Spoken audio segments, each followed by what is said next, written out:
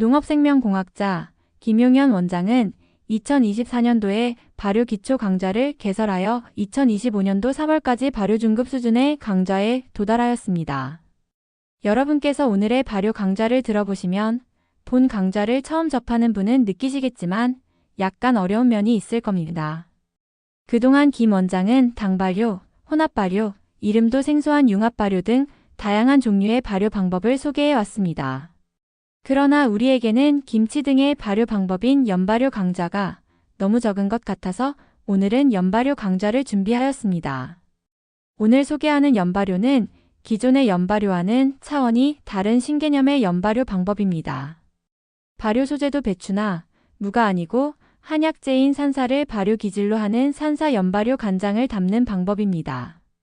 그러면 지금부터 김 원장으로부터 산사 연발효 간장 담는 방법을 시청하시겠습니다. 자, 오늘은 연발효입니다.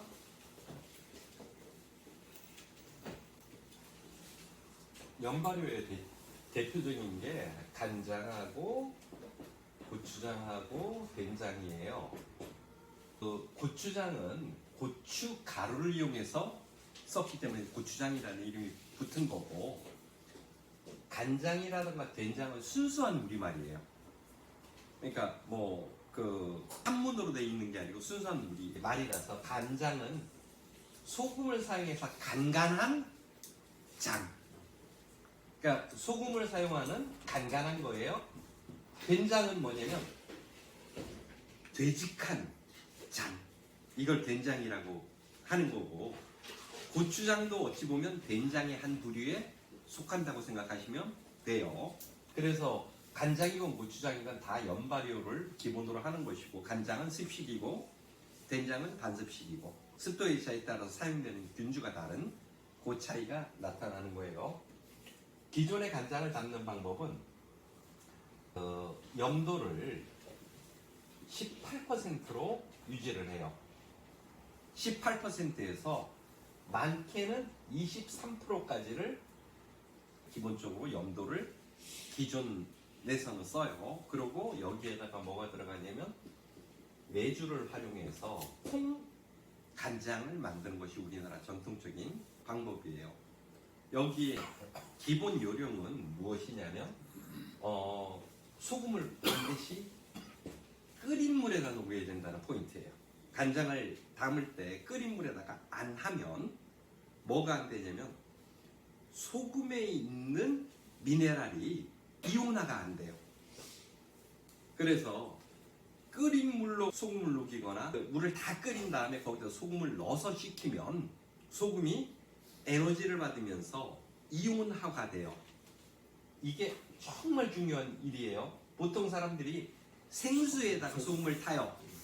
이거는 완전히 간장 발효를 망치는 방법이에요. 그래서 꼭 끓는 물로 해야 되고, 끓는 물을 뭘로 하면 좋으냐면요, 약초 달인 물로 할수록 좋아요.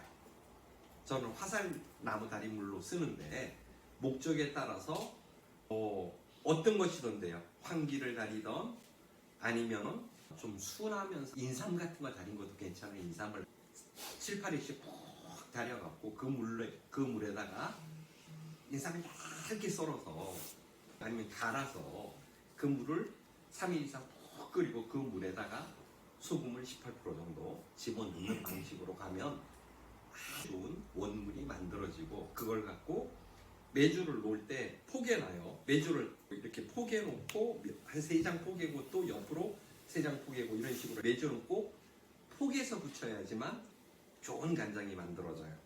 그리고 메주를 만든 이유는 내부 발효를 촉진하기 위해서 그렇게 쓰는 건데, 이번에 하는 방식은 뭐냐면 그 방식을 완전히 벗어나는 새로운 개념의 간장을 만드는 거예요.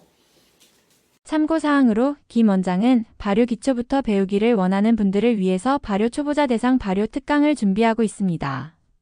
첫 강좌는 슬라이드에서 보시는 것처럼 3월 28일 금요일에 개강합니다. 강의 장소는 충청북도 충주시 소재주소지입니다. 강좌 순서는 오전에 이론 강의를 진행하고 오후에는 발효 소재 1개 품목을 선정하여 실습으로 진행합니다. 실습한 발효물은 수강생이 집으로 가져가는 방식입니다. 이번 발효 강좌의 특징은 발효 기간이 짧은 단기 발효 강의를 중점으로 하지만 산나물이 발효 소재로는 최상이므로 산나물 채취 겸 자연 생태계 탐사를 강좌 내용에 포함하였습니다. 그 이유는 우리 주변에 산나물은 많지만 독초와 나무를 구별하지 못하는 사람들이 많기 때문입니다. 기타 자세한 강좌 계획은 슬라이드를 참고하시고 발효에 관심 있는 많은 분들이 김 원장의 발효 특강에 참석하시기를 기대합니다. 산사를 2kg 쓸 거예요. 그리고 바닷물을 8리터 쓸 거예요. 그리고 새우를 300g 쓸 거예요. 여기다가 본인들이 맛에 따라서 표고버섯이든 마늘이든 이런 것들을 향료를 집어넣으셔도 됩니다. 아니요, 생것도 되고요. 아무 상관없어요. 이렇게 하면 어느 정도가 되냐면 10.3kg 요 정도가 기본적으로 충량이 돼요.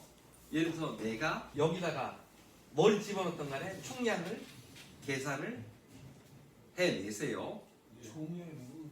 다 합한 거. 산사, 바닷물, 새우 이런 것들 그것까지 이제 충량으로 잡히는 거예요. 이제 여기다가 사과 발효액 들어가고 소금 들어가고 그러면 얘가 더 올라가요. 일단 준비된 재료를 이렇게 준비를 기본적으로 해 놓으세요. 첫 번째. 네. 그 다음에 소금은 어디만 기준으로 하냐면요. 바닷물만 기준해요. 바닷물만 기준한다고요. 리터에 있는 바닷물만 기준으로 해서 18%를 만든다고요. 메주를 담거나 이렇게 할 때 메주의 무게를 치고 물의 무게를 쳐서 18%가 아니고 넣는 물의 염도만 18%예요. 목표 염도가. 근데 바닷물도 염도가 있잖아요. 그거 예. 감안해야 되는 거 아니에요? 그렇죠. 그래서 이제 소금량을 넣는 양이 결정이 나는 거예요. 소금은 제소금 써요. 구운 소금을. 그렇게 해서 18%를 만들어내는데, 자, 이 안에 뭐가 있냐면요. 3%의 이미 소금이 들어있어요. 네, 그러니 소금량이 이제 3%가 줄었어요. 15%예요. 얘도 또 줄일 거예요. 어떻게 줄이냐면 요것 무게의 5%. 5%면 500g이죠.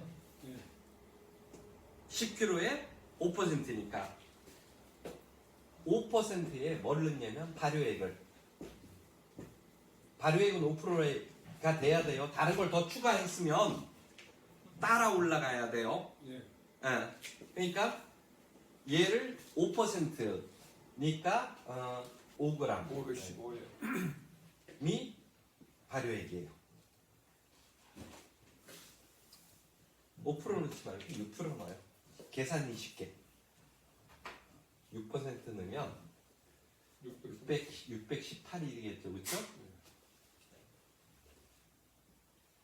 부재료가 다 넣고 그것에 5% 이상이에요. 그래서 6%를 잡을 거예요. 왜냐하면 계산하기 좋으라고. 왜 계산하기 좋으라 그러냐면 요 15%를 만드는 거에 때문에 그래요. 이게 8% 들어가도 돼요. 너무 많이 넣지 말아요. 5%만 넣으면 효능은 똑같아요. 근데 사과 발효액을 이거에 2분의 1만큼 염을 줄일 수 있어요. 그러니 15에 빼기 3%만큼 줄일 수 있다고요. 8을 넣으면 반을 꺾었으니까 4를 뺄 수 있어요. 그러면 결국은 소금은 얼마가 들어가냐면 12% 들어간 거예요. 합은 12가 아니고 3이 있으니까 15예요. 원래 소금이 바닷물에 들어있는 거니까 우리가 추가하는 소금량 얼마큼만 넣으면 되냐면 12%만 넣으면 된다는 뜻이에요. 그런데 얘가 더 올라가요. 8%, 10% 이상 올리는 지금 건 별로 바람직하지 않아요. 그러더라도 12%는 마지노선이에요. 마지노선. 마지막 노선이라고요. 그래서 12%는 지키세요. 합산이. 그러면 8 곱하기 최종 소금량이에요. 요거는 발효액의 고정이에요. 요게 발효액의 고정이에요. 무엇을 넣으면 다른 것들이 따라서 반응하죠. 요게 최종.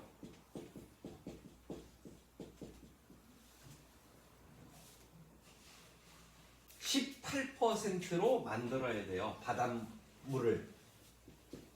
추가되는 물, 바닷물. 그러니까 이렇게 통 속에 뭘 담더라도 이거는 아니고 여기 차는 물이 18% 물로 차는 거예요. 8%. 18%. 8%. 예. 소금이 3%니까. 근데 우리는 8리터란 말이에요. 8리터를 기준해서 바닷물을 쓰니까 바닷물에 이미 3%가 들어있는 거예요. 그러면 15%만 만들면 되는데 사과 발효액을 넣을 때는 반이 꺾인다고요. 발효액을 넣을 때는 반이.